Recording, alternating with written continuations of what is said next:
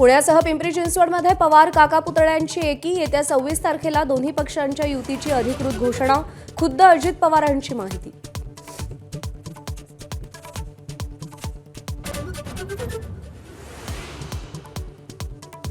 पुण्यात दोन्ही राष्ट्रवादी एकत्र येण्यावरून शरद पवारांच्या राष्ट्रवादीत मतभेद, पवारांचे निष्ठावान प्रशांत जगताप राजीनाम्याच्या वाटेवर, तर अजित पवारांसोबत जाण्यावरून काँग्रेसमध्येही दोन मतप्रवाह।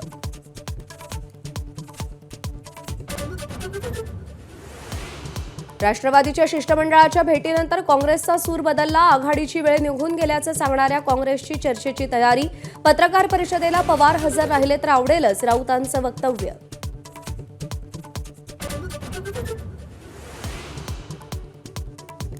उपमुख्यमंत्री शिंदे आणि भाजपचे प्रदेशाध्यक्ष रवींद्र चव्हाणांमध्ये मध्यरात्री 5 तास खलबतं, ठाणे केडीएमसीतील जागावाटपाबाबतची चर्चा अंतिम टप्प्यात, लवकरच अधिकृत घोषणा।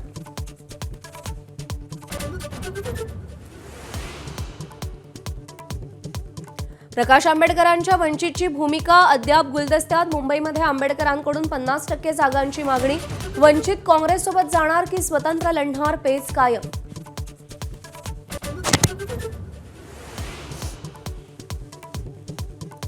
मुंबई, पुणे आणि पिंपरी चिंचवड महापालिकेसाठी निवडणुकीसाठी पहिल्याच दिवशी हजारो अर्जांची विक्री, मुंबईमध्ये 23, पुण्यात 15 तर पिंपरी चिंचवडला 8 निवडणूक कार्यालयांची स्थापना।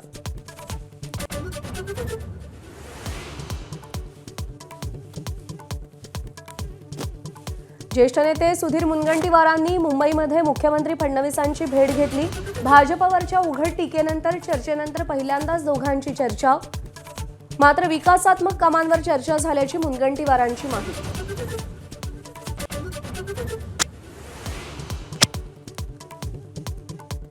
आजपासून सोनं चांदीच्या किमतीत पुन्हा वाढ, सोनं 1,40,000 प्रतितोळा तर चांदी 2,10,000 प्रति किलो, जागतिक स्तरावर मागणी वाढल्यानं किमतीतही वाढ।